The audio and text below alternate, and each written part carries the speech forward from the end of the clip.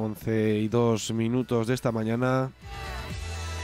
Hora de empezar nuestro espacio de debate después de esta entrevistica que hemos tenido con Josep Casulleras. Ahora debatiremos un poco de todo este tema. Ya estamos aquí fuera de micro, estábamos hablando un poco del tema. Antes de nada, recordaros WhatsApp al 645-442420. Voy a pasar ya a saludar a los contertulios, que hay que comentar que esta semana hemos tenido muchos problemas. Tenemos que agradecer desde ya a José Luis y a José, a ninguno de los dos, que os hayáis acercado aquí, porque los dos os avisé ayer a última hora, porque por diferentes motivos pues ha fallado la gente. Sí, son fechas complicadas. Y bueno, yo también... Hemos tirado de banquillo. Sí, y a pocas tampoco podía venir porque ayer estuve en casa bien fastidiado del catarro, pero bueno, aquí estamos. Banquillo de lujo, José Luis. Banquillo. Bueno, si estáis escuchando un poquito, ¿no? La entrevista que estamos hablando con Milaweb. Sobre todo estamos hablando de las movilizaciones de mañana y cómo se está intentando crear un poco un relato de que mañana va a haber violencia. Pero sí que es cierto que desde la mayoría, o no vamos a decir todos, pero desde la mayoría de gentes y voces que suenan de Cataluña, están hablando de que sean todas las movilizaciones pacíficas.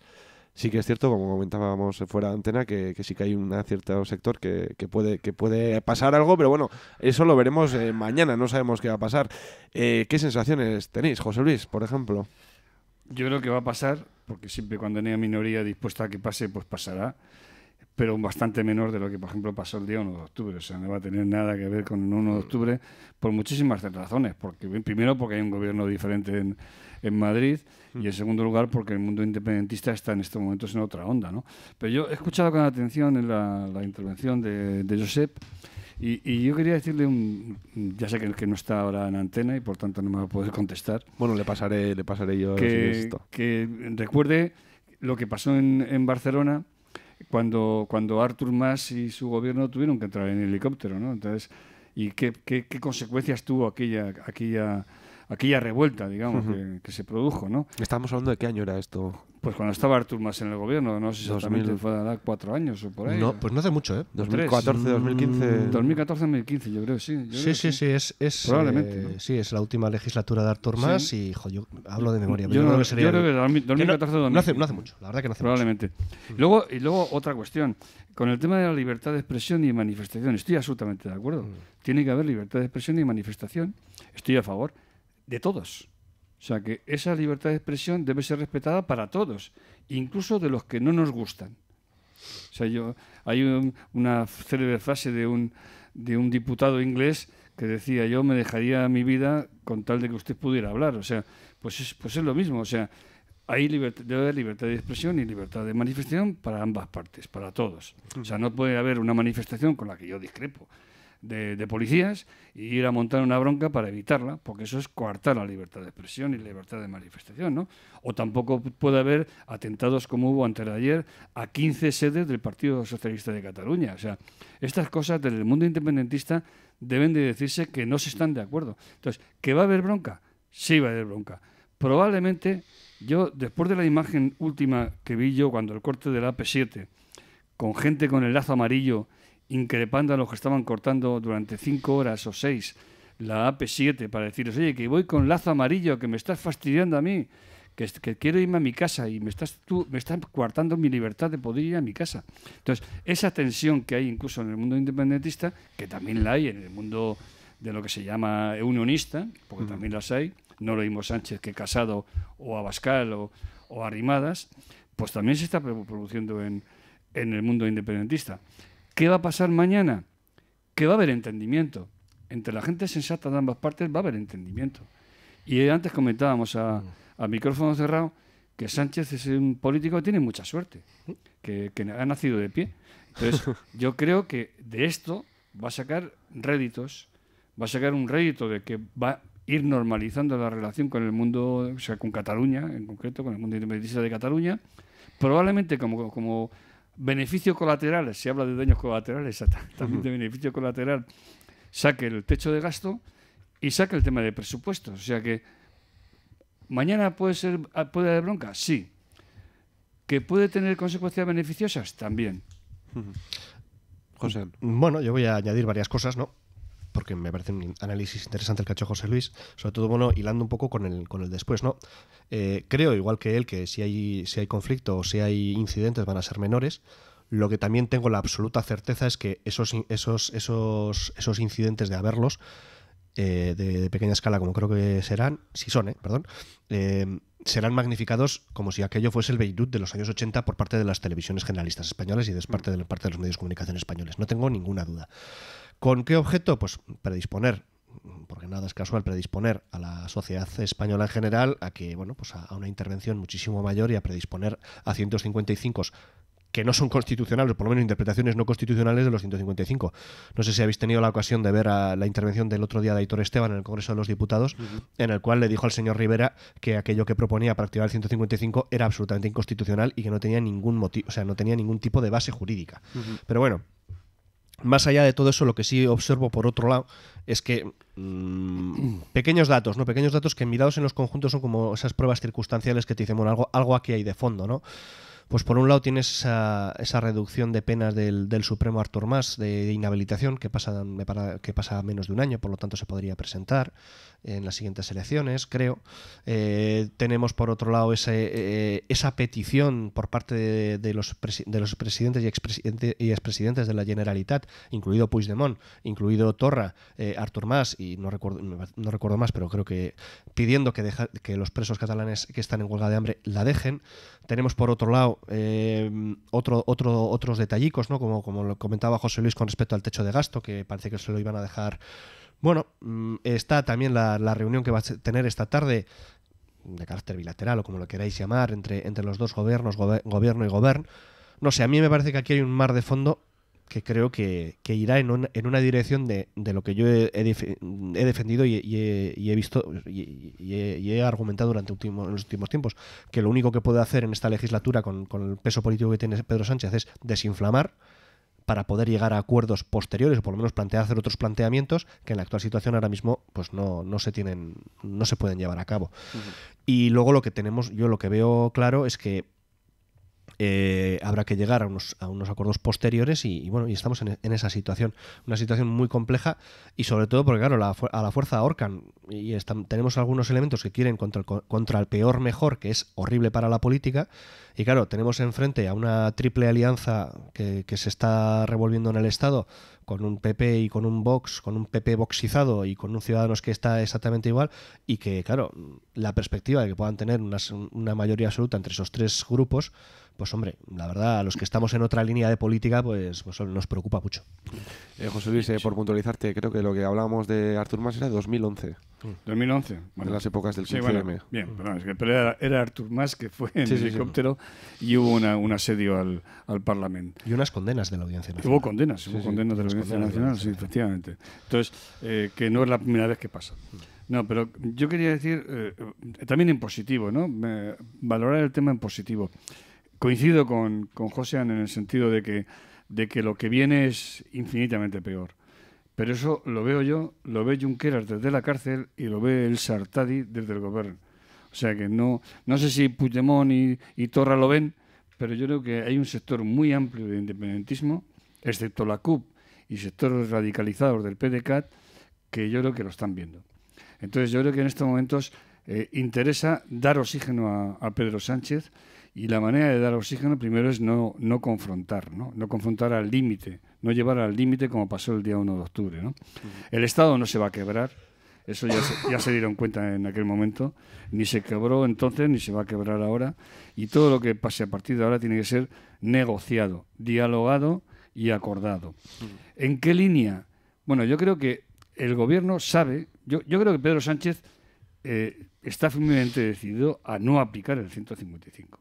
O sea, solo lo aplicaría en el caso de que le llevaran muy al límite, y creo que no es la situación ahora mismo así, ¿no? Más que nada porque qué ha hecho el gobierno de Torra para que le tengan que aplicar, porque No, recordemos porque lo que es el tampoco 155. los incidentes que... Es que el día 1 de octubre había 1 millón de personas en la calle. Sí, o sea, entonces, pero me refiero ahora que para que el 155... 5.000 que montarán mucho ruido, Sí, pero nada más. Pero eso no es motivo para aplicar el 155. Por eso digo que no... El motivo constitucional para aplicar el 155 es que el gobierno de la Generalitat haga una medida, se rompa una medida, y la tiene que hacer el gobierno. Sí. Entonces... No, el gobierno del Parlamento. Sí, pero que, Bueno, es igual. que no es el caso, sí. Que no es el caso. Pero entonces yo creo que no va a ir por ahí. Entonces, ¿por dónde creo que va? Yo creo que el gobierno de Madrid maneja estadísticas y maneja encuestas. Y en esas encuestas el 80% de la población de Cataluña, en la que se incluye una inmensa mayoría de los votantes del PSC, apuestan por de alguna forma buscar una fórmula del derecho a decidir. Es que siempre el PSC siempre ha estado en esa línea, ¿no? Claro, yo cuando estaba allí teníamos eso en los estatutos. Entonces, que de alguna manera salgan los presos a la cárcel, de la cárcel. Que las penas sean las menores posibles. Penas va a haber seguro. Pero no es lo mismo que le apliquen 30 años, que le apliquen 2, que no tiene que cumplir más cárcel porque ya la ha cumplido prácticamente, ¿no? Que haya un pacto fiscal, que es un tema largamente demandado por Cataluña. Que se abran las vías de negociación, como ya se están abriendo entre los dos gobiernos. Todo eso, yo creo que en estos momentos, subterráneamente, como se suele hacer estas cosas, de manera discreta, que se suele decir, se están negociando incluso en la cárcel. Yo estoy convencido de que hay emisarios que hablan con Junqueras. O sea, vamos, eso estoy absolutamente... Bueno, el otro día leía que Nuria Parlón, que es la número 2 del PSC, de hecho, sí, ha estado viendo a Junqueras. Entonces, no tengo ninguna duda, la gente que ha pasado por Lledoners se está hablando en la cárcel. Y se está hablando con Elsa Artadi, que ahora en este momento simboliza el sector, curiosamente, porque Elsa Artadi siempre parecía que era la ideóloga de Puigdemont, y en cambio ahora parece que se ha caído del caballo y está en posiciones sensatas. Ese es el camino a seguir. ¿Que habrá bronca en la calle? Claro, porque hay un sector, que es el de la CUP, que está en las posiciones de Vox, Ciudadanos y Casado, que es bronca, bronca, bronca. Pero en estos momentos son minoritarios. Ahora tenemos el problema del otro lado, porque en estos momentos Ciudadanos, Vox y PP son mayoritarios. Entonces ahí la izquierda debe ir unida. O sea, quiere decirse, ahí Podemos y PSOE tienen que ir totalmente, constantemente del brazo y constantemente hablando los temas. Yo creo que ahí también estoy convencido de que Pablo Iglesias y Pedro Sánchez se comunican, yo diría, casi diariamente, y estos días seguro que están hablando. Entonces, con esa mimbre, yo creo que podemos salir airosos de esta crisis y en positivo. O sea, y si encima somos capaces de convencer de que estos presupuestos son sociales, que estos presupuestos son los más sociales que ha habido en los últimos años y que afectan al ciudadano de Cataluña, al de Lérida, al de Barcelona, al de Gerona y al de Ciudad Real, Madrid y Valencia, podemos entender incluso la posibilidad de una legislatura más amplia en el tiempo. José, esta aprobación del techo de gasto con el apoyo de los independentistas ¿crees lo que está comentando José Luis, que puede hacer que se aprueben estos presupuestos? ¿Te da esa sensación a ti? Bueno, vamos a ver. Que apruebe el Congreso, luego te lo tumba el Senado porque tiene mayoría absoluta el Partido Popular. Pero es un dato. Es un dato. Es un cambio de intención, ¿no? Yo lo veo que es porque, como he comentado antes... Pero los presupuestos no los pueden tumbar, ¿eh? Ya lo sé porque luego vuelve otra vez al Congreso. Quiero decir que no magnifiquemos esa noticia en concreto del techo de gasto. Pero quiero decir que, puesto en su contexto, con todos los elementos que he comentado anteriormente, a mí me parece que algo hay. Yo creo que algo hay. El olfato así me lo dice, que luego me puedo equivocar, pero me extrañaría. Pero bueno, oye, cada uno nos podemos equivocar. Pero yo creo que hay un cambio de tendencia, por lo menos creo que hay un cambio de viraje a tratar de buscar acuerdos, precisamente porque algunos probablemente se habrán dado cuenta de que cuanto peor mejor no ha funcionado nunca y desde luego puede llevar a unos escenarios muchísimo más complicados y pues muchísimo más inestables.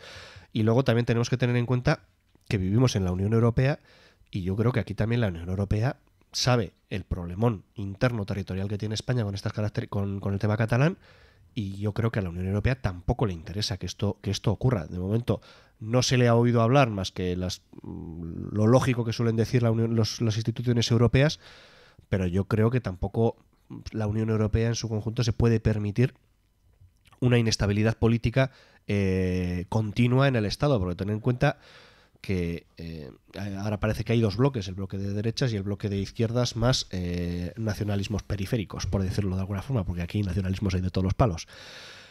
Y claro, si tenemos a unos catalanes, unas fuerzas políticas catalanes nacionalistas que están bloqueando continuamente, y lo hemos visto esta legislatura, y hemos visto que han tumbado gobiernos, claro, yo lo que veo aquí es que, vale, Cataluña no se podrá salir con lo que dice la mayoría de su Parlamento, pero bloqueado por la política española, pero claro, la política española también se encuentra a sí mismo bloqueada por parte de esos políticos. Entonces, bloqueada por el propio Parlamento catalán. Bloqueada por el propio Parlamento catalán y bloqueada por esas fuerzas que le dan.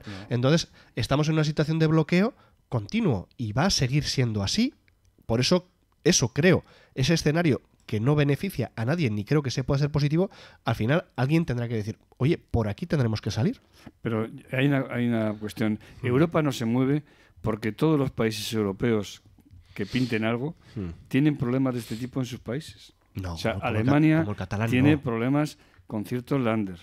Tiene pero no, que, no de este, que no de dicen, este oye, nivel. que nosotros vamos como un tiro y esto nos lastra. Italia tiene el problema con el tema de la Liga Norte. En Francia también tiene el problema de Córcega y lo sigue teniendo, porque está sin resolver.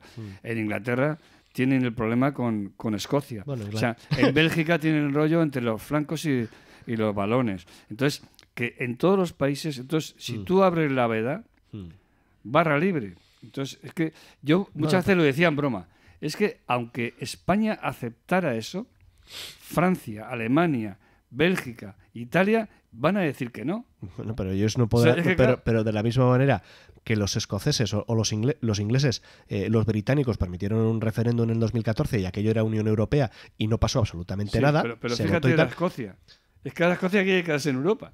Es que lo gracioso de ese referéndum, y igual nos salimos un poco de... Sí, pero ya lo hemos comentado una vez. Pero es que de verdad, es que a los escoceses les estafaron, José Luis. A los escoceses les estafaron, les dijeron... La campaña era por la Unión Europea. Claro, ¿no? es que uno de los puntales de aquella campaña era si votáis independencia os salís de la Unión Europea. Y ahora se van de la Unión Europea por el Brexit. Sin el caramelo. Hombre, es que eso... No, pero yo insisto en lo que tú has planteado. Sí. Que en estos momentos a veces el árbol no nos deja ver el bosque. Estamos con el que si habrá bronca o dejará de haber. Yo creo que por encima de si va a haber bronca o va a dejar de haber, hay que ver si efectivamente hay movimientos, y los hay, que nos den un cierto optimismo respecto a la situación. Hay movimientos. En el tema independentista hay movimientos muy fuertes. Yo creo que la gente sensata está diciendo, oye, no podemos seguir al culo de la CUP, porque eso nos lleva al despeñadero. Entonces, la gente sensata está diciendo, esto hay que cambiar el sentido de la marcha. Y en el sector unionista, por decirlo de alguna manera, Podemos y PSOE no es lo mismo que Ciudadanos, Vox y PP. Entonces, eso a mí me da lugar a tener un cierto optimismo, o sea, que realmente podamos salir de esto, porque yo soy de los que creo que en el futuro este país se tiene que convertir en un Estado federal plurinacional, en una especie de nación de naciones, que ahora no tenemos la correlación de fuerzas, porque no la tenemos, pero que desde la izquierda tenemos que teorizar sobre eso ya. O sea, hay que teorizar... Bueno, la izquierda lleva teorizando sobre eso, pero luego... Sí, pero luego la realidad... Porque no nos dan los números. Si nos dieran los números ya veríamos a ver si se pero no van a, pero los números... Claro. También hay que ser realista con eso, José Luis. También hay que ser realista con esos. Los números no dan y no tiene pinta que den, porque tienes el concepto de soberanía nacional española está profundamente arraigado no solo en la derecha, sino en buenas partes de la izquierda y del PSOE en concreto. Y de hecho, depende con qué varones del Partido Socialista hables. Igual tienen hasta posturas muy parecidas a las que puedan plantear Vox y compañía, porque el otro día cuando yo escuchaba a Page o a Lambán, yo dudaba de si estaba escuchando a una persona de Vox o a una persona del Partido Socialista. Dentro de eso. Bueno, sí, pero representan también a buena parte de votantes socialistas que tienen el mismo concepto de soberanía. Pero te voy a decir Quiero decir, no, vamos a ver. El concepto de la Europa federal, que yo le llamaría del Estado de Naciones, porque la nación de naciones me parece contradictorio. Las naciones, desde mi punto de vista, son diferentes conceptos. Estado de Naciones me parece más correcto. Un Estado de Naciones. Quiero decir, pero vaya, creo que esa idea está verde. No, lo siguiente, Y es una pena, porque es la única forma de solucionar el problema territorial español que lleva lastrándose muchísimos años. No los 40, sino más de 200. Yo apoyé en las primarias que hubo del PSOE, yo apoyé a una persona como José Antonio Pérez Tapias que lo llevaba en su ideario. O sea, en los papeles que teníamos figuraba el Estado Federal Plurinacional, que por cierto ha escrito varios libros sobre eso. O sea, que no es una cosa que caiga en paracaídas en el PSOE. O sea, en el PSOE eso está en el debate. Y en la sociedad española, que a veces pensamos que la sociedad española está menos madura de lo que está, yo creo que esta situación le está cansando. Entonces, en esta situación se soluciona de dos maneras. O a limpia hostia, perdonar la expresión, que era la línea que plantea el PP, Ciudadanos y Vox, que eso no tiene ninguna solución. No. Y la línea negociada y dialogada. Sí, pero ¿sabes una diferencia, José Luis? Siempre en el marco de la legalidad. ¿Qué significa el marco de la legalidad? Sí. Explorando situaciones, yo lo he dicho aquí muchas veces en estos micrófonos. Sí. El artículo 92.1 ya permite esa posibilidad. No es un referéndum decisorio. Una consulta, ¿no? Estamos hablando. No es un referéndum decisorio, pero puede orientar sobre por dónde va la sociedad catalana. Entonces, de todas maneras, José Luis, ¿se puede hablar sobre eso? Sí, se puede hablar. Ahora vamos a ver.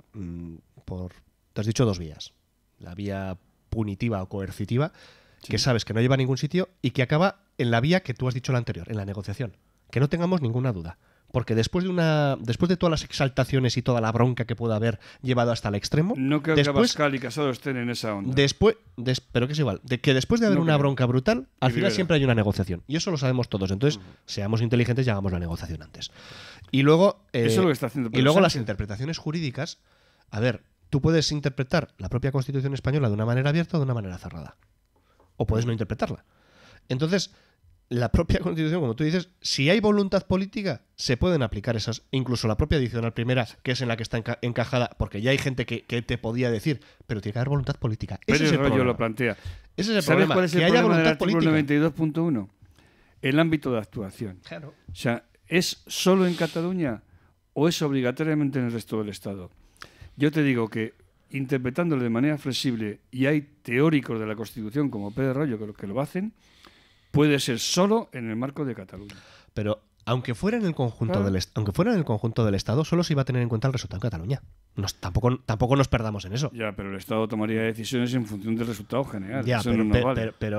pero sabes perfectamente que el Estado...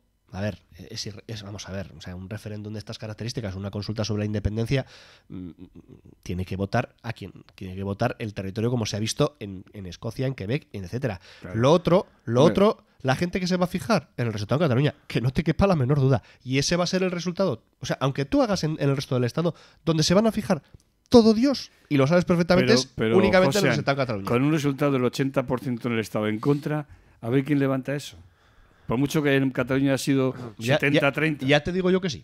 Te digo yo que sí, porque se van a fijar en lo que se van a fijar. Sí, porque estás contando, estás poniendo en comparación, Claro. Estás poniendo en comparación una mayoría demográfica frente a una minoría demográfica. No es nada democrático. Pero es que la democracia es la democracia. No. Eso es demografía, no es democracia. Lo que tú estás planteando es democracia. O sea, claro. que haya, no sé cuántos, de 350 diputados, 120 o 140 de Andalucía, ¿eso no es democracia? Y es demografía. No, lo que te estoy diciendo, que de 350 diputados, me parece que Cataluña no sé si tiene 30 o 40. Aunque los 40 fueran independentistas, no se puede independizar. Y eso es, aunque los 40 fueran así, y eso, y si hay un resultado en ese sentido, ese es el que se van a fijar. No te hagas trampas al solitario. Ya, de verdad te lo digo, ¿eh? Tú haces trampas al solitario porque no ninguna trampa. Un hombre y una mujer, un voto, claro. Vamos a cambiar de temas. Me estaba viniendo a la cabeza cuando estáis hablando de que votara todo el Estado un canario votando sobre Cataluña y me estaba haciendo mucha gracia. Porque digo, igual no votaba tanta gente en el Estado como no en una consulta así. Hombre, que va a votar poca gente seguro. Bueno, vamos a pasar a hablar de un poco más de aquí, de Nafarroa, y vamos a hablar del Navarrómetro que salía la semana pasada. Tela marinera. Voy a leer un poco vamos a hablar de los resultados que dan para las previsiones para el Parlamento, la encuesta que hacen para el Parlamento de Navarra, en la que dan a UPN 15 parlamentarios, igual que hasta ahora. Geroa le dan 10 la subida de un parlamentario, PSN le dan 9 subiendo 2, EH Bildu se mantendría con 8, Podemos bajaría de 7 a 3 y Ciudadanos entraría con 3 parlamentarios, y Izquierda Esquerra se mantendría con los 2 que tiene actualmente, y la otra sorpresa sería que el PP se quedaría, bueno, sorpresa, no sé si es tanta sorpresa, quedaría fuera del Parlamento.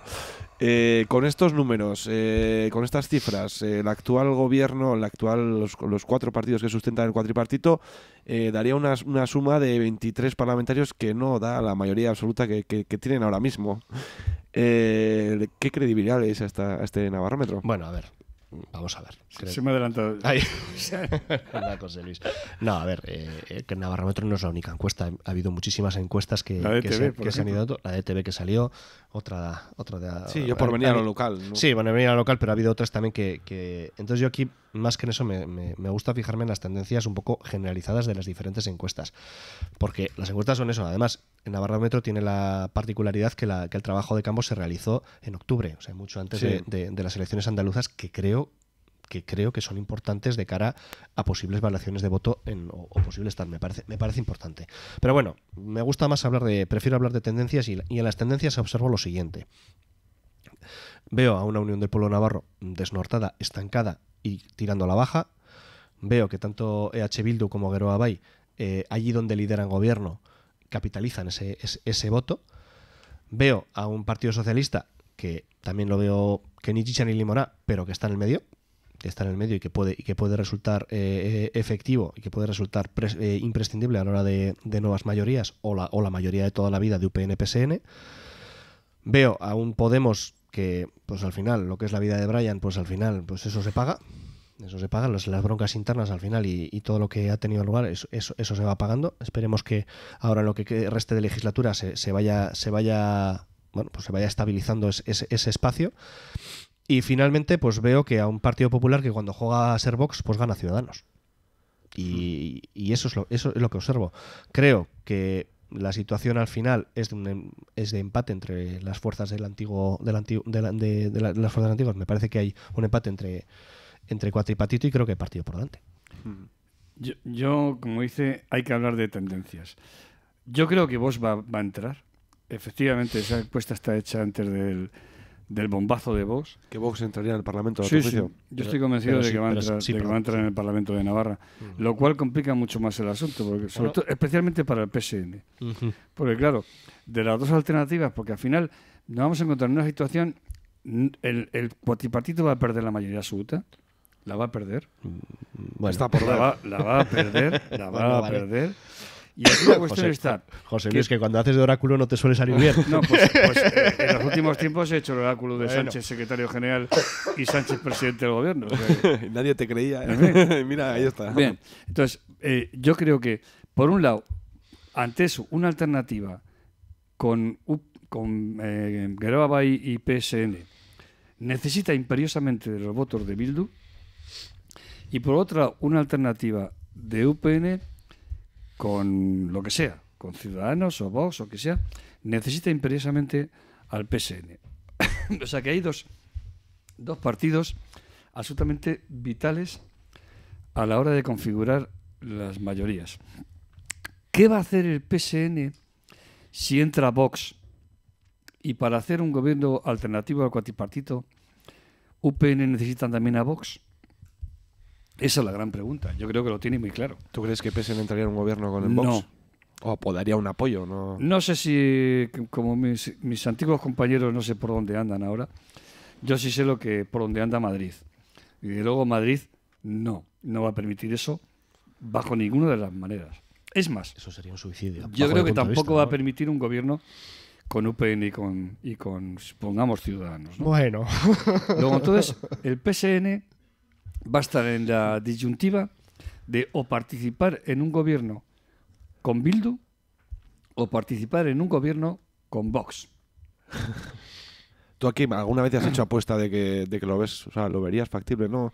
Un gobierno de izquierdas, ¿no? Que estarían PSN y H. Bildu, pero yo la verdad que tengo muy serias dudas. Yo apuesto firmemente porque el entendimiento entre Bildu y el PSN se tiene que ir dando ya. O sea, yo creo que tal y como está configurado en este momento es el Estado. A la greña, el PSOE a la greña con PP, Ciudadanos y Vox con una extrema derecha, situados en la extrema derecha, Y UPN siguiéndoles el camino, porque UPN está en el Parlamento de Madrid siguiendo esa senda. Yo creo que es absolutamente impensable que el PSOE permita esa posibilidad de gobernar con UPN. Con lo cual no nos queda más remedio que contemplar la alternativa con Geroa Bai y Bildu. Yo personalmente apuesto por esa vía. Y ahí el PSN podría servir para temperar dos cuestiones en las que yo creo que el cuatripartito se ha equivocado. Especialmente en el tema del euskera. Yo creo que el tema del euskera hay que hacerlo con más pauta, con más pausa. Yo estoy a favor de la línea que se ha emprendido, pero con una mayor moderación, con una mayor pausa, ya vuelvo a repetir, porque eso genera mucha crispación en sectores que incluso son de izquierda, pero que no ven esa cuestión. Y luego guardar en un cajón de momento el tema de lo de Cataluña, vamos, del tema de la posible independencia o el tema identitario. Pero ¿quién ha planteado nada de eso esta legislatura? No, ya, pero que está en el ADN de Bildu. O sea, y Bildu tiene que hacer... Yo por eso me congratulo. Yo he estado siguiendo con mucha atención la negociación de los presupuestos en la Comunidad Autónoma Vasca. Y a mí la posición de Bildu me ha parecido fantástica. O sea, las posiciones que ha adoptado, otra cosa es el final, del resultado final. Pero se ha centrado en temas como las jubilaciones, temas concretos, ¿no? El tema de la viudedad, el tema de la LGTI, como es la RGR, ¿no? La RGI. RGI, eso. Y entonces eso me parece que situarse en una posición pragmática, ¿no? Yo veo esa posibilidad de cara a futuro. Un mayor entendimiento entre el PSN y Bildu. A ver, José, aunque estás ahí con ganas de... No sé, a ver, yo sobre posibles pactos postelectorales, pues habrá que esperar a las elecciones. Lo que sí que tengo claro, me reincido incido en las tendencias que observo y que vamos a un escenario en el cual pues dependerá muy mucho si el cuatripartito tiene mayoría de 26 o no tiene mayoría de 26. Yo creo que va a repetir mayoría de 26, pero tampoco voy a poner ninguna mano en el fuego ni voy a ser tan taxativo como es José Luis en este asunto, porque esto es jugar un poco al oráculo de Delfos y tampoco estamos en este plan. Pero sí que los escenarios van a ser diferentes. Yo creo que si el cuatripartito tiene 26, el que va a tener que hacer una reflexión profunda va a ser el PSN si quiere pegarse otros 4 años otra vez bajo la sombra de UPN o si ya se quita todos esos complejos y empieza a colaborar de verdad en la construcción de la Navarra del siglo XXI desde otro punto de vista. Y si no se llega a 26, pues el Partido Socialista pues evidentemente tendrá una responsabilidad la misma responsabilidad de seguir construyendo la Navarra del siglo XXI o volver a los antiguos pecados o volver a las antiguas andanzas de gobernar con UPN y Ciudadanos. Yo no creo que tenga ningún problema el Partido Socialista en gobernar con Ciudadanos, te lo digo con toda sinceridad, porque han estado gobernando en Andalucía y Pedro Sánchez llegó a un acuerdo con Ciudadanos para gobernar España. Esa es la prehistoria ya. No es la prehistoria, eso es antes de ayer. Y por lo tanto, claro, UPN también, pues bueno, pues está en la misma línea que dices tú, que también está en una derechización total y absoluta, sobre todo cuando le vemos que está... Yo cuando el otro día le oí a Esparza decir que UPN es la garantía de la unidad de España, pues creo que quieres que te diga, me entró cierto, digo, ¿cómo puedes tener ese rubor? Porque además, cuando juegas a ser el más nacionalista español de todos, pues siempre te va a ganar un partido que se presenta en todo el Estado.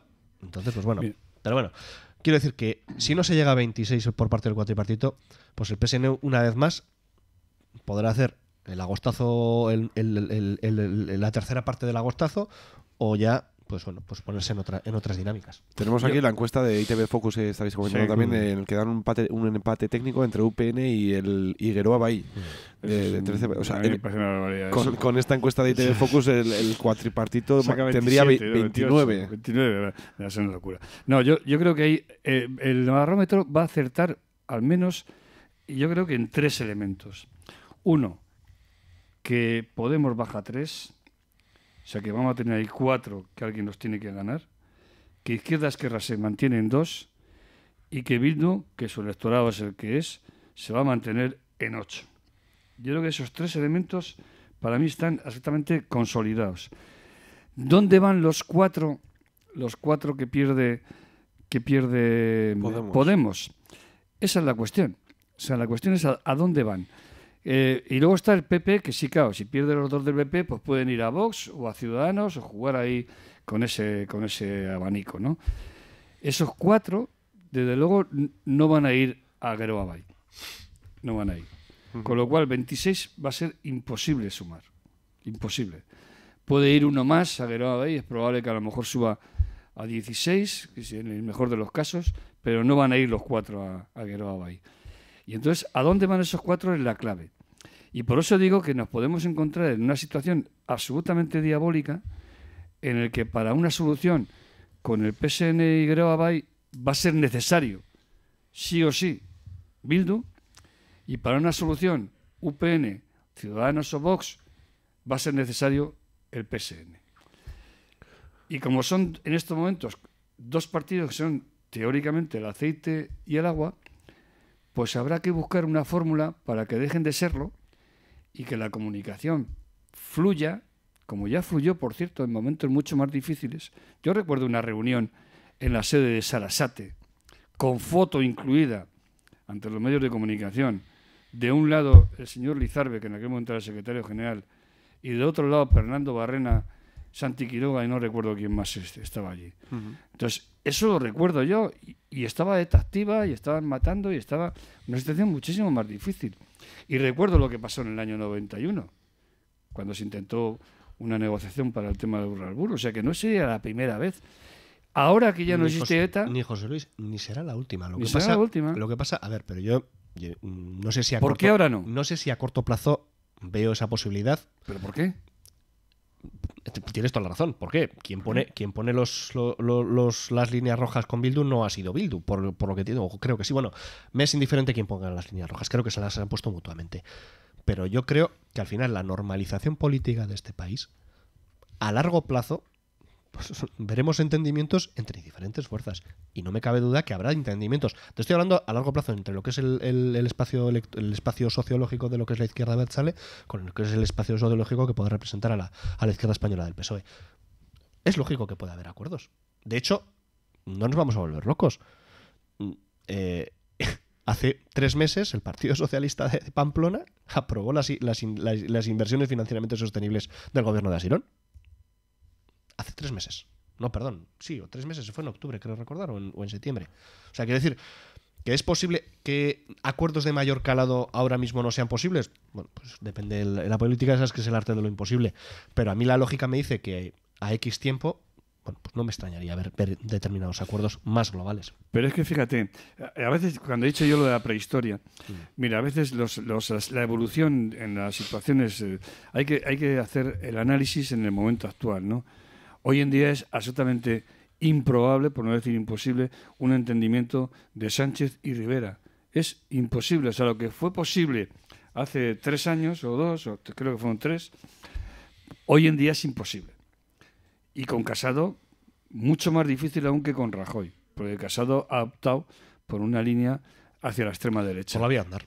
Entonces quiere decirse que Sánchez en Madrid tiene muy claro en estos momentos cuáles son sus socios, los que le han llevado a la Moncloa, o sea, Podemos y los sectores independentistas vascos, PNV y catalanes. Además yo creo que tiene una, o sea, cuanto más se está endureciendo el discurso del Partido Popular, Ciudadanos y Vox, yo creo que más espacio se le deja al Partido Socialista en esa centralidad de la política española que puede. Eso también tiene su peligro. Tiene su peligro, pero creo que también está viendo. Tiene su peligro porque puede abandonar la línea de izquierdas con la tentación de irse al centro y ahí la cagaría.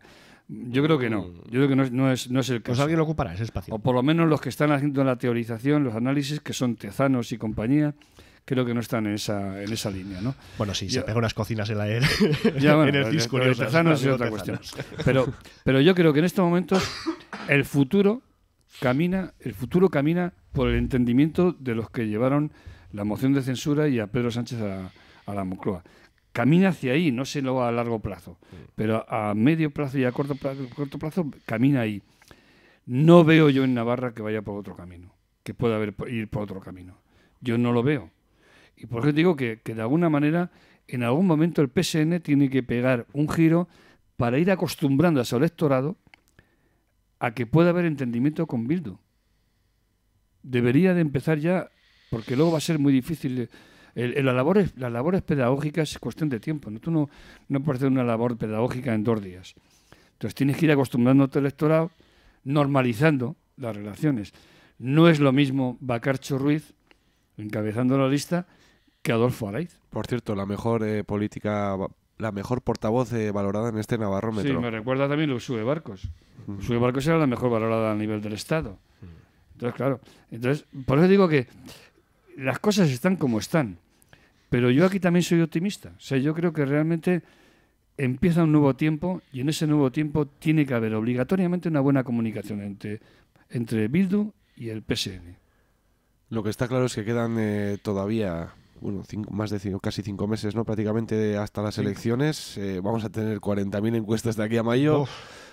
Y lo único claro es que el partido está en disputa, ¿no? Sí, yo para mí, sin duda alguna, está en disputa y yo creo que la clave está en eso de si el cuatripartito repite 26 o no repite 26, sobre todo para configurar las mayorías que estaba comentando José Luis.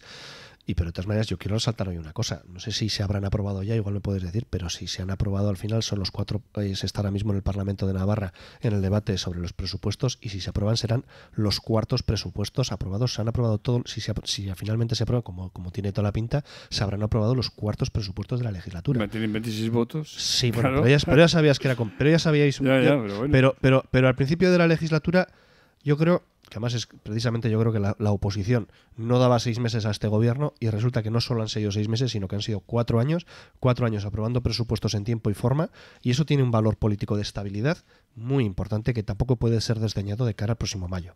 Entonces quiero decir que a pesar del mucho ruido que se ha hecho, realmente las nueces han sido muy poquicas con respecto a lo que ha ocurrido y sí que se han dado muchos avances desde el punto de vista de progresividad fiscal, desde el punto de vista de reversión de recortes, etcétera, en el poco tiempo que ha habido. Entonces, precisamente otra de las datos que daba el Navarrómetro era que este gobierno lo estaba haciendo bien, pero que necesitaba más tiempo. Y eso es un dato también muy relevante de cara a tener otras ideas. Y que la otra cosa que daba también el Navarrómetro era que el gobierno preferido y además de largo, era que se repitiese la fórmula del cuatripartito. Sí, que luego eso no coincidía con los números que se daban.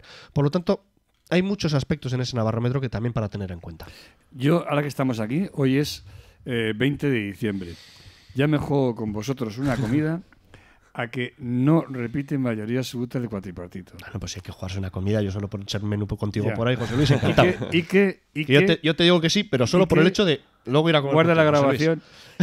Y que estamos condenados a entendernos Geroa Bai, Bildu y nosotros. Por supuesto, con Podemos y Izquierda Esquerra lo doy por sentado, ¿no? Sobre todo más ahora que Laura Pérez desaparece de escena, que era la que odiaba a muerte al PSOE, o sea, porque yo no he visto una persona, ni siquiera desde Bildu he visto ese odio, o sea, no, era un odio absolutamente visceral. Mira, tengo esos datos que comentabas, José, en los posibles acuerdos postelectorales, opinión de la ciudadanía, el 38,7% opta por este gobierno que está actualmente, le sigue con un 19,6% un gobierno de UPN, PP y PSN. Por ahí está el dato un poco, ¿no? Ya, pero es que el problema está que a lo mejor ahí hay que añadirle, porque el PP no está. Porque yo creo que una de las cosas claras que eso sí que tenemos claro. No vamos a dar por muerto todavía a nadie, ¿no? No, ya, pero tenemos a Ciudadanos. Fíjate, pueden entrar Ciudadanos y Vox. 2 partidos que, entre otras cosas... ¿Pero creéis que es factible que salga el PP y entre en Ciudadanos y Vox? No. Sí, yo creo que sí. Que Vox va a entrar, yo lo tengo absolutamente, medianamente claro. Pero voy a decir, es que son 2 partidos que se cargan las autonomías, o sea, que no creen en la autonomía de Navarra. No creen. De todas maneras, yo te digo una cosa, vamos a ver. Si entra Vox, si entra Vox con ese discurso, no entra el Partido Popular. No entra el Partido Ciudadanos Popular. Puede entrar, pero porque Ciudadanos tiene una atracción de voto que no solo es el Partido Popular, también es el Partido Socialista. Lo hemos visto en las andaluzas, ¿eh? Lo hemos visto en las andaluzas en las que el Partido Socialista ha palmado 14, Unidos Podemos también ha palmado, y quien ha cogido ese desencanto socialista es fundamentalmente Ciudadanos. Sí, pero por 1 millón de abstención. Sí, 1 millón de abstención. Cuidado. Pero teóricamente ese voto que perdía el Partido Socialista teóricamente debería ir a Unidos Podemos y sin embargo no ha ido. Entonces, lo que te quiero decir, claro. Sí, pero no todo. Pero lo que te quiero decir es que Ciudadanos tiene otra vía de entrada de votos, que es el Partido Socialista. Pero y eso lo sabes perfectamente. Te voy a decir una cosa, no solo fundamentalmente el PP, sino también el Partido Socialista. Te voy a decir una cosa. El 15% de los votantes de Vox han venido de la izquierda. ¡Oh, sorpresa! ¡Oh, sorpresa! No, tampoco es tanta sorpresa. Sí, el 15%, la última encuesta que yo he visto, el 15%. Pero que no me sorprende. Por eso. Es que, claro, el fenómeno de Marsella aquí tenemos elegido, o sea, ya ha llegado, ya somos Europa. O sea, el fenómeno de Marsella, de trasvase de voto directo del Partido Comunista Francés al Le Pen, Sí, al partido de Le Pen, Frente Nacional, se está dando también aquí. Y en el elegido no son todos ricos, ¿eh? En el elegido Bueno, ha ganado. habrá de todo. Hay muchos ricos, porque efectivamente es el pueblo de España con mayor densidad de sucursales de bancos. Pero hay un porcentaje que le ha dado la mayoría en el elegido a Vox. Entonces, no es Marsella, porque Marsella es una ciudad potente, pero bueno, que ojo con eso también. O sea, que hay un movimiento ahí raro que yo no acabo de ver. Bueno, Pero yo personalmente sigo insistiendo. Y a mis ex compañeros del PSN les recomiendo, no sé si nos estarán escuchando, pero por si nos escuchan, vayan ustedes mentalizando a nuestros votantes de que el futuro pasa por un entendimiento con Bildu. pues seguiremos pronosticando de aquí a mayo qué va a pasar en estas elecciones autonómicas. De todas maneras, te acepto la comida, José Luis. No te Sí, creas bueno, que me escapo, ¿eh? Yo soy testigo y también iré con vosotros, no os quepa ni duda. Vamos ya con el último témica que teníamos preparado para hoy. Vamos a hablar de Democracia Bai, plataforma que engloba distintas personalidades del ámbito político y social vasco, plataforma que se presentaba en público en abril de este mismo año y que lanzaba un manifiesto que reivindica un nuevo estatus para Euskal Herria. Bueno, han firmado esta propuesta, la han firmado más de 90 personalidades de diferentes ámbitos, como por ejemplo los lehendakaris Carlos Gorocoechea y Juan José Ibarretxe. Se hace eco de las bases consensuadas en el Parlamento de Gasteiz, como el de la posición tomada por las instituciones del cambio en Nafarroa respectivas a autogobierno. ¿Creéis que se puede hablar de nuevo estatus en la España de 2018? Hombre, hemos estado antes hablando de Cataluña, ¿no? Pues yo creo que esto engloba también. O sea, quiero decir que es que la solución, si se da una solución a Cataluña, vamos a ver, qué duda cabe que esa solución es la misma para aquí. Porque al fin y al cabo somos dos naciones en el mismo estado. O sea, quiero decir que va en la línea. Yo creo que podemos un poco replicar el debate que hemos tenido antes, pero ya yéndolo un poquito aquí a casa, ¿no, José Luis? Mira, yo participé, ¿cómo se llamaba? Gure Escudago. Efectivamente. Participé activamente hasta que quebraron, ¿no? Y además lo dije públicamente y se lo dije a ellos. Participé en tanto en cuanto se defendía el derecho a decidir. Hasta ahí podían contar, y además yo les dije, es un error lo que estáis haciendo, el cambio de rumbo, porque a la gente que opina como yo estoy a favor del derecho a decidir y en contra de la independencia. Y por tanto, a la gente que opina como yo, que probablemente seamos muchos, nos excluís. Y entonces debilitáis el movimiento. Bueno, pues optaron por defender la independencia, con lo cual yo en esta nueva iniciativa pues no he participado porque no pinto nada. Porque mi posición es nítida. Estoy a favor del derecho a decidir, pero una vez que se ejerza el derecho a decidir, yo defenderé la no independencia. No están hablando de independencia aquí tampoco, exactamente, ¿no? Sí, están hablando de independencia. O sea, es que hoy en día nos conocemos todos. O sea, yo ya conozco a Ibarretxe y conozco a Garaikoetxea. O sea, hay nuestra gente que estaba en la otra plataforma en la que estábamos bastantes socialistas, entre otras creo que estaba Gemma Zabaleta y Koldo Méndez, o sea, había gente del PSE y del PSN. Entonces estaba Ainhoa Ainhoa Aznárez cuando estaba en el PSN, también estuvo en esa organización, ¿no? Entonces yo eso no lo veo. Veo que se defienda, por supuesto, faltaría más, pero yo creo que nos saltamos una etapa. Yo lo que haría, ya sé que no me hacen ni caso, lo que haría es, primero, en esta nueva etapa, y en Cataluña igual, luchar por el derecho a decidir, y cuando tengamos ese derecho establecido, nos separaremos y tú defenderás la independencia y yo la no independencia. De todas maneras, es un debate en el cual, por ejemplo, retomando el famoso ejemplo de Eslovenia... ¿Pero estás de acuerdo con que sea bueno eso? Pero déjame que te explique un poco mi parecer con la cuestión del derecho a decidir, que por supuesto defiendo. La cuestión, no vivimos en una sociedad, ahora que ha salido el caso del ejemplo esloveno, por ejemplo, ¿no? Que yo no voy a entrar en el tema de guerras que hubo después, sino lo que propició el referéndum. Un 90%. Que efectivamente hubo un 90% de participación y no, a favor.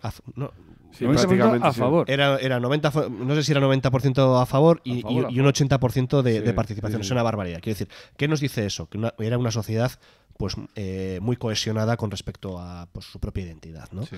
Y eso creo que no se da ni en Cataluña ni se da aquí en los territorios forales. Yo creo que no se da. Yo creo que aquí tenemos una dualidad identitaria que creo que tenemos que aprender a convivir con ella. Creo que estamos aprendiendo a vivir con ella.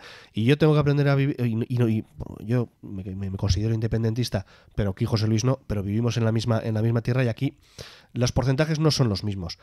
Y entonces yo creo que aquí creo que el planteamiento, más allá de referéndums, tiene que ser el principio de no imponer y no impedir. Es decir, no te voy a imponer a ti una solución, pero tampoco voy a impedir que haya una solución, ¿vale? Y que mantengamos un estatus que es el actual, en el cual una de las partes que aquí tiene muchísima fuerza, pero que en el conjunto no, por cuestión demográfica, tengamos que nadie haga minorías o mayorías de bloqueo para poder llegar a un entendimiento en el cual podemos reconocer que al fin y al cabo se trata de eso, diferentes soberanías dentro del Estado. Porque una vez que tú reconoces diferentes soberanías dentro del Estado, eso viene implícito el reconocimiento del derecho a decidir, que al fin y al cabo es reconocimiento de otras soberanías. ¿Y qué significa eso de tener diferentes soberanías dentro del Estado? Pues significa que no puede venir un tribunal constitucional a tumbarte una ley que ha salido del Parlamento Foral de Navarra. Significa que una ley básica del Estado no te va a aplicar por el artículo 33 a una ley emanada del Parlamento Foral. Y ese es el acuerdo, el que entiendo que es al que tendríamos que ir, que ahí viene implícito el derecho a decidir. Y creo que esa es una de las vías. Ya, pero yo únicamente una cuestión. Yo vengo de la cultura sindicalista, ¿no? En la que dice que la unión hace la fuerza y divide y vencerás. O sea, por tanto, uno de los motivos por los cuales no estoy a favor de la independencia es esa, ¿no? Y yo creo que yo entré en el PSOE con la vieja idea de Enrique Curiel de la Casa Común de la Izquierda. En estos momentos lo traslado a la situación actual, ¿no?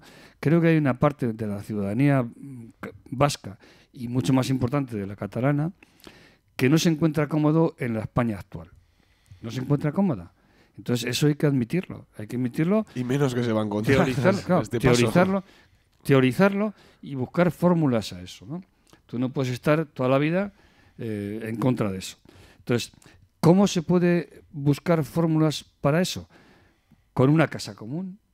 Una casa común que tenga pisos en los que cada uno vive independientemente, pero vive en un régimen global que es la casa. Bueno, hemos visto el Reino Unido. O sea, el Reino Unido es una cosa parecida. Ahí hay cuatro países, ¿no? O sea, entonces, si tomamos Irlanda, y hay 5, ¿no? Entonces, que realmente eso pueda ser posible. Para eso hay que hacer un ejercicio brutal de 3 elementos que no tenemos ahora. Yo, mira, el otro día escribí un artículo, no sé si lo leíste, que hablaba sobre la posibilidad de una segunda transición, de si necesitamos una segunda transición. ¿Y a tu opinión necesitamos? Sí, con 3 elementos que no tenemos ahora, que son audacia, imaginación, para buscar soluciones a los viejos problemas nuevos, y generosidad. Vamos, política con mayúsculas, vaya. Política de estadistas. Real política. Yo no veo estadistas. Yo al único estadista, le voy a decir aquí a micrófono abierto, el único estadista que veo en estos momentos, bueno, veo alguno más, es Urkullu. Es Urkullu. Manda narices. Que yo en estos momentos respeto a una persona como Urkullu, ¿no? Luego también está Iceta, estaba Domenech en Podemos, pero hay muy poquitos. Porque estamos en un mundo de políticos de chichifláuticos que no valen para nada. O sea, que ¿dónde están los estadistas estos? Mira, el otro día leía una anécdota de una persona, de un periodista que escribía en la prensa diciendo que él era de Alianza Popular y que vio a Fraga en la cafetería del Parlamento, de las Cortes, tomándose un café con Carrillo, Felipe González y Roca. Y le dijo, hombre... Joder, vaya partida de mus. Parece una entrada un chiste. ¿Cómo, don Manuel? ¿Qué hace usted con esto? Y dice, mira, si esto hubiera sido posible en el año 30, no habríamos tenido guerra civil. Bueno, pues yo no quiero guerra civil, yo quiero entendimiento. Y para eso necesitamos estadistas. Y para resolver el problema de las tensiones centro-periferia que hemos heredado de la transición, de la primera transición, hace falta una segunda transición con estadistas que tengan esos 3 valores. Imaginación, audacia y generosidad. Casi nada. No no pides os poco. pido nada. No os pedido nada. Por eso era la pregunta de, no sé, ¿veis preparada a la España en 2018 para cambios Pues de este calado, como hoy estás no. comentando, José Luis? Hoy no. Hoy está complicado. Yo, sobre Bueno. todo porque lo que hemos comentado antes en el debate catalán, yo creo que toca desinflamar para luego poder acordar. O por lo menos poner los elementos para acordar y que sea realista. Quiero decir, ¿te podría gustar a ti como independentista y seguir y venga y tira y pues sí, pues ¿por qué no? Pero vamos a ser realistas. Vamos a ser realistas con qué sociedad tenemos y qué mimbres tenemos para poner y llevar a práctica nuestro propio programa político. Y darnos cuenta de que la vía unilateral es inviable. Que la única vía posible es la negociada. Ahora, Es la única. para eso también, para eso también tiene que haber voluntad política. Porque si al final no hay voluntad política, hay un problema político. Y al final acabará imponiéndose la unilateralidad con todo lo que ello conlleva. ¿Tú crees Con que todo lo que ello Sánchez conlleva. opina igual que Yo no, Casado? yo no te he dicho que opine Rivera igual. Yo te digo y que al Abascal? final, yo te estoy hablando. Esperemos que no, Yo te José. estoy hablando de un marco general. Echémosle una mano. No, yo te estoy diciendo, no te estoy diciendo que yo creo que ha quedado mi opinión clara con respecto a Ya, todo, ya. a todo lo que has planteado. Yo te estoy diciendo que al final, cuando tienes un problema político del carácter que hay, tanto en Cataluña como aquí también en los territorios forales, si al final no se da una salida a ese problema, al final ese problema acabará siendo unilateral, lo queramos o no. No sé por dónde, ni cómo, ni cuándo, pero acabará dándose. Como ha sucedido a lo largo de toda la historia, porque tú coges la historia española y tienes una serie de diferentes independencias hasta que al final se ha quedado en la desnudez peninsular que decía Ortega y Gasset. Y Ortega y Gasset ya avisaba hace 100 años, en ese libro de la historia de la España invertebrada, sobre que si se seguía en esa misma línea, se podría llegar a la disgregación interna Pero es que del los propio padres de Estado. la Constitución ya tuvieron presente eso, ¿eh? Claro, Sí, lo que pregúntale pasa- a Herrero de Miñón. Es que Herrero de Miñón, Pregúntale- Claro, pregunta- aceptó la España a Soletura, confederal. pregúntale- No, pero es que claro. Herrero de Miñón aceptaba la España confederal. Es que es lo curioso. Por eso te digo. Pero no fue capaz de convencer a la UCD. Hombre, porque venía del franquismo, coño. Si es que, claro, es que estamos en situaciones diferentes. Ahora es el momento de hacer una segunda transición con las mismas características que la primera para solucionar un viejo problema como son las tensiones centro-periferia. Ahora es el momento. A lo mejor el 21 de marca un punto de inflexión. Ojalá.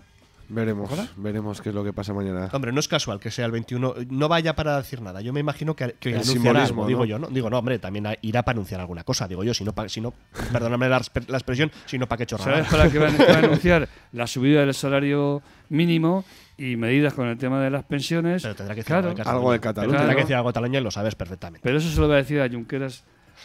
Por mucho que El intentes vis-a-vis. evitar un problema, el problema no desaparece. En el Entonces, vis-a-vis se lo va a decir. veremos qué es lo que pasa mañana. Estaremos muy atentos. José, encima que tenemos, estás bastante pachucho. Cuídate mucho. Venga, estos gracias. días. No lo va a pegar a todos. José, José Luis Mías, que a los dos por acercaros una vez más. Nos Bueno, vemos en siguientes Felices ocasiones. fiestas. Eso es si verdad. no nos Eta oís urte todavía. berrión. Salió una cuestión. Y a los y las oyentes también, a pesar de que discrepemos. Muchas gracias. Venga. Venga, agur. Agur. Despedimos pues ya el Paseo Lecu por hoy jueves. Volvemos mañana a cerrar aquí la semana con más témicas de actualidad. Hasta entonces, son Izan. Mirarte, agur.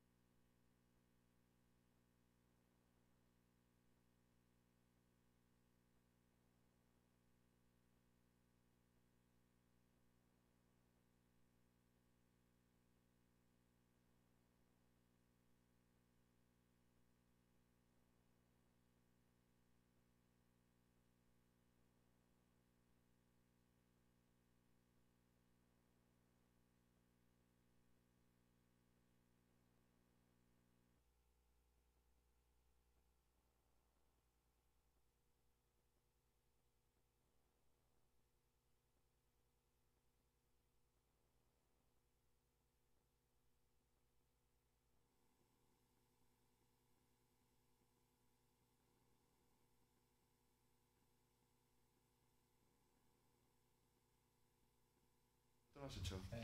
Rafael Castillo, Castle Tattoo. Ah, vale. El nuevo ese, ¿no? 1, 2, Sama. 3 y 4. A ver, hablar un poquito. A ver, Castor, oyes. Perfectamente. Perfectamente, ¿no? Eso. Sí, sí. Aquí. Hola. Sí. Que Castor, Castor. arrancamos Castor. más. Que no me llaméis así. Castor. Que tengo una reputación en la Guski, ¿me entiendes?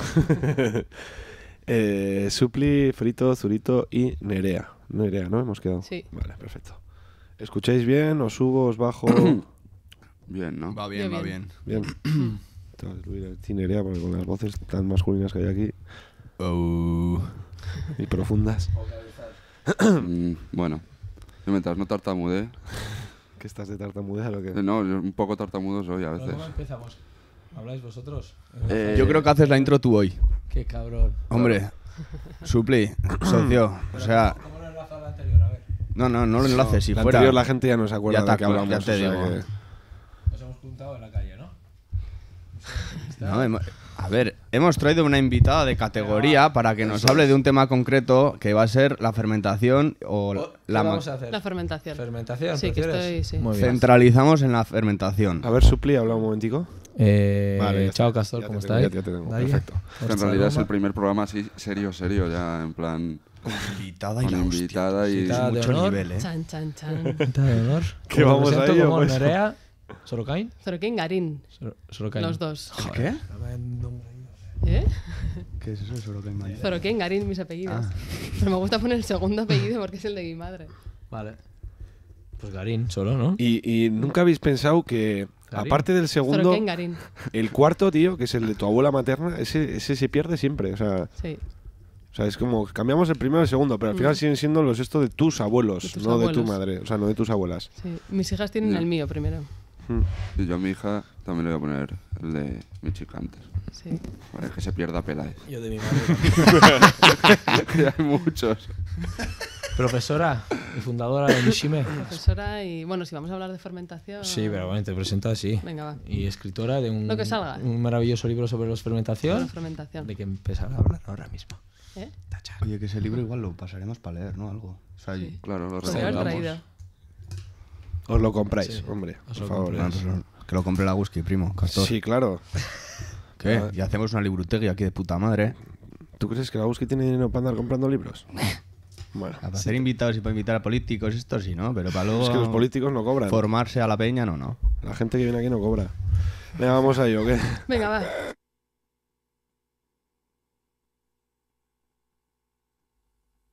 Esto es un producto natural, colorante autorizado, azúcar refinado. Esto está envasado al vacío y tiene la fecha de caducidad. Ya lo ves, ya lo ves. Controlamos tu seguridad. Si las fichas y te enterramos, enterrador con guantes higienizados. Yo con el asunto del papeo, ahora me doy cuenta por qué somos tan feos. Que tenga buena cara es lo que importa. Anuncio con maciza y asunto terminado. Ya lo ves, ya lo ves. Controlamos tu seguridad. Si las fichas, Vamos ya despidiendo esta semana en Paseo Alecu. sanidad, Esta semana ya pre-navideña. mitad de nada. Y llega otra vez y un viernes más la sección que todos y todas estabais esperando, que no es otra que la Olla Express. Come mierda y págala. Vamos a pasar ya a nuestra mesa nutrida en el día de hoy. Tenemos por una parte a los habituales que son Frito y Zurito. También tenemos por otra parte a Supli, que creo que es el que nos va a hacer la introducción de hoy. Uno, Supli. Egunon, buongiorno a tutti. Egunon baita zuri ere ander, eh? Zer moduz zaudete. Oso ongi. Vale, Oso ongi, muy bien, bai. muy bien. Ya con ganas de volver a estos micros después de que la semana pasada, bueno, Zurito sí que estuvo, pero vine. Frito falló. Frito, es que tenía muchas cosas que hacer. Vale. Tenemos unas vidas ocupadísimas. Ocupadísimas. Bueno, que no estamos... Bueno, estamos solas. No. Pues ha venido con nosotras una invitada de honor. Tenemos aquí a Nerea Sorokain Garín, profesora y fundadora de la Escuela de Macrobiótica en Nishime y también escritora de un libro maravilloso sobre la fermentación. Y hoy vamos a hablar de ello. sobre la fermentación, sobre qué es la fermentación, pues ya nos contará. Egunon, Nerea. Egunon a todos y a todas. Estoy encantado de estar aquí y de hablar de fermentación, porque yo en realidad soy fermentista, además de profesora. No solo he publicado en libros, sino que, bueno, parte de mi trabajo me dedico a eso, a fermentar todo lo que pasa por mis manos. Qué guapo. ¿Sí? Yo como primera pregunta, ¿qué es la fermentación?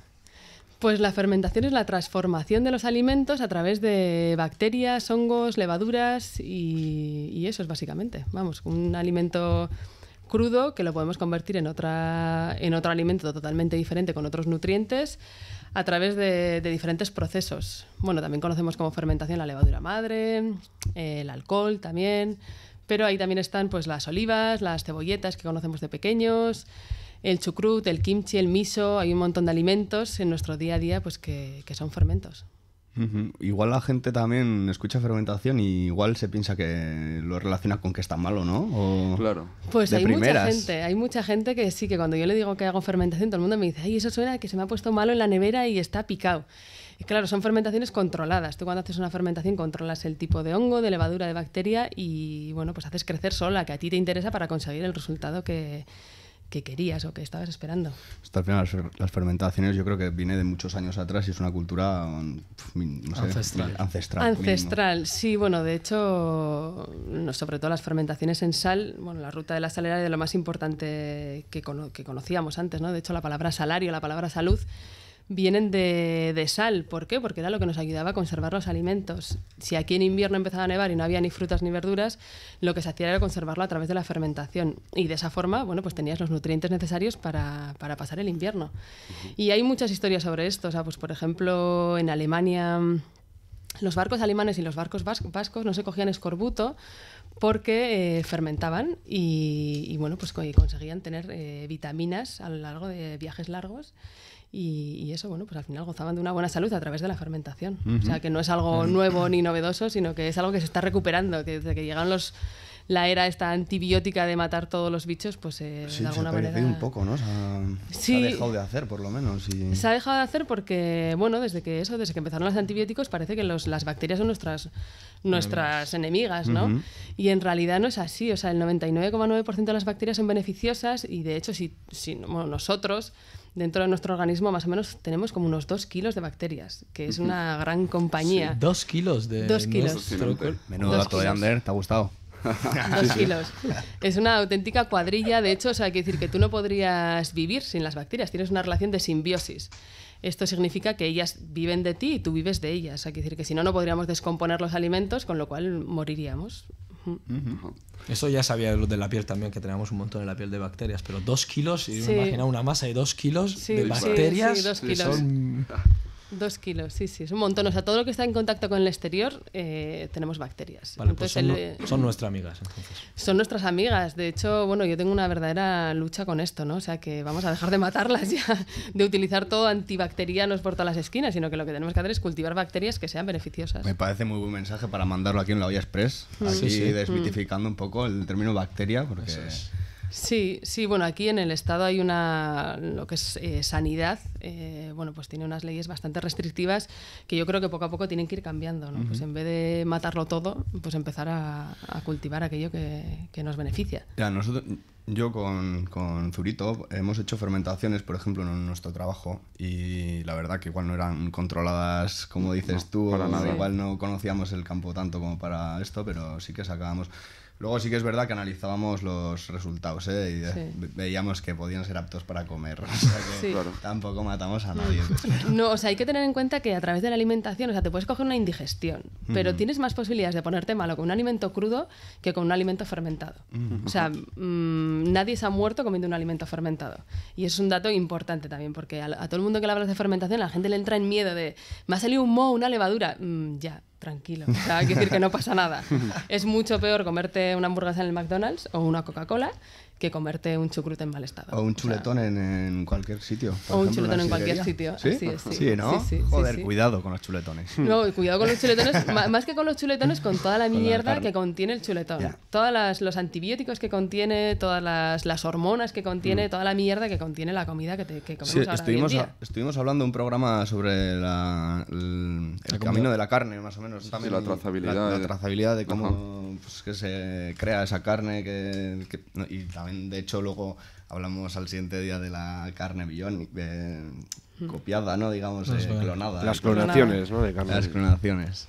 Sí. Al final, la calidad de la carne viene de todo lo que come. Por cuánto sabemos de dónde viene la carne, muchas veces pues el animal le dan antibióticos porque hasta la misma ley te lo dirá, ¿no? Hombre, o sea, en el 2007 salió una... Es que este tipo de cosas no sale... Yo como médico esto estoy todo el día ahí, ¿no? Pero salió una alerta de la OMS que no... O sea, teníamos mucha... ¿Cómo se dice esto? Cuando los antibióticos no te hacen efecto. Habíamos creado una... ¡Ay, qué buena! 5 personas en medio. Bueno, los antibióticos no nos hacen efecto no porque consumamos antibióticos de forma descontrolada, sino porque consumimos muchos antibióticos a través de la carne. Te han inmunizado, ¿no? Eso. Entonces es como que todo el mundo dice, no te automediques. No, deja de comer tanta basura, por favor. O sea, deja de comer tanta carne hormonada y llena de antibióticos. Claro, los animales están en lugares llenos de mierda porque no los limpian y ahí crecen bacterias sin parar que son negativas, ¿no? Entonces, sanidad, que es muy restrictiva, pues los atiborra de antibióticos, que luego es lo que consumimos, vamos. Es comer calidad y menos cantidad, ¿no? Pues así es. La comida mucho más simple, la de toda la vida, cereal, legumbre, verdura, fruta, cosas frescas, o sea, nada de envasados ni guarradas. Ni comer menos. Que comemos muchos también. Comemos demasiado. Yo te quería preguntar, Nerea, ¿cuáles son los factores a la hora de, por ejemplo, si queremos hacer una fermentación en el restaurante, los factores claves a controlar para que nos salga una fermentación y no se nos... O también un poco la diferencia entre que algo se te pudre y se te ponga malo o hacer una fermentación, que muchas veces también me lo pregunto yo, me lo preguntan a mí. En realidad la fermentación es una descomposición, o sea, quiere decir que es como una especie de comienzo de podredumbre. Lo que pasa es que, claro, depende del tipo de fermentación que tú hagas, le tienes que dar las condiciones adecuadas. Tú imagínate que la fermentación es como una planta. Entonces, tú quieres fermentar, por ejemplo, un chucrut, y el chucrut necesita tanta cantidad de sal por tanta cantidad de verdura y una temperatura y que siempre esté sumergido. Y tú de esta forma te aseguras que ahí van a crecer tales bacterias. Ajá. Entonces, si quieres hacer ese fermento, le tienes que dar esas condiciones. ¿Tú quieres hacer, por ejemplo, un tempe o un miso? Pues le tienes que dar otras condiciones, como si fueran plantas. Pues esta necesita más agua, más sol, la otra necesita menos agua, más... En realidad son seres vivos, estás cultivando seres vivos, lo que pasa es que no los vemos. Entonces, depende de qué tipo de fermentación, pues va a necesitar unas condiciones diferentes. O sea, que son recetas un poco, ¿no? Son recetas, claro, al final, bueno, más que recetas son como técnicas. Sí. Pues, por ejemplo, las más típicas, la que más conocemos aquí es la salmuera. Las olivas, por ejemplo, son en salmuera, o las cebolletas son en salmuera, que es, sin más, pues agua y sal, meter verdura, y siempre es muy importante que nada toque el oxígeno, que todo quede bien sumergido. Todo lo que queda en contacto con el oxígeno va a tener la posibilidad de infectarse de otras cosas que no queremos que se infecte. En el caso de que se nos infecte, con quitarlo normalmente es suficiente, o sea, no va a pasar nada. Luego hay otras fermentaciones diferentes, bueno, pues por ejemplo con el chucrut, que es como la salmuera, pero en vez de añadir agua con sal, estás añadiendo sal, y la salmuera se hace a través del líquido de la propia verdura. Es otra técnica. Y luego, bueno, pues están los kimchis y ya pues otras fermentaciones. Entonces, cogíamos una cubeta, la llenábamos de verdura, la cubríamos, ¿no? Pero lo mismo con cubríamos de agua. No, pero le echábamos sal y al final como que soltaba el líquido. La sal saca el agua. Y todo, luego lo filmábamos. Pero luego se nos hacía, o sea, se nos poníamos mucha agua, la teníamos que quitar y así. Pero no sabíamos muy bien qué pasaba, ¿no? Lo hacíamos, lo poníamos. No teníamos una receta tampoco, ¿sabes? Claro. Tú lo que tienes que hacer ahí, que es súper importante y que la mayoría de la gente que me dice esto no me ha salido bien, es que quede todo bien sumergido. Ajá. O sea, quiere decir que si tú pones pues imagínate, más o menos por cada kilo de col necesitas 2 cucharadas soperas de sal. Ahí empiezas a masajear y te empieza a salir líquido. Entonces se utilizan unas piedras, unas de cerámica o de cristal, para que quede todo sumergido, porque cuando empieza a salir líquido la verdura empieza a flotar. Y si no queda nada flotando, lo normal es que fermente tranquilamente y ya está. Sí, nosotros le poníamos peso. Le poníamos una placa igual y sumergía. O sea, al final con peso sí que quedábamos en contacto con el metal directamente. Claro, es mejor el metal. Claro, la sal es corrosiva. Entonces, todo lo que sea plástico, metal, hay que tener cuidado porque puede hacer interacción. Yo siempre utilizo vidrio, madera o cerámica que sea para alimentación. Y acero inoxidable, entonces tampoco aguanta, ¿no? Yo no utilizo acero inoxidable porque la calidad del acero inoxidable A veces sí es dudosa. No, son aleaciones que a veces mezclan con otros metales y se puede llegar a corroer. Bueno, como en la cocina, en las cocinas nuevas, por ejemplo, todo se compra acero inoxidable, todos los muebles valen un montón de pasta por eso. Y de plástico, que yo digo, o sea, no sé, estamos obligados a utilizar tablas de plástico cuando eso, o sea, cuando tú cortas estás dejando residuos, la tabla se deshace, eso todos lo sabemos, todos los cocineros sabemos que la tabla cada vez es más pequeña. Sí.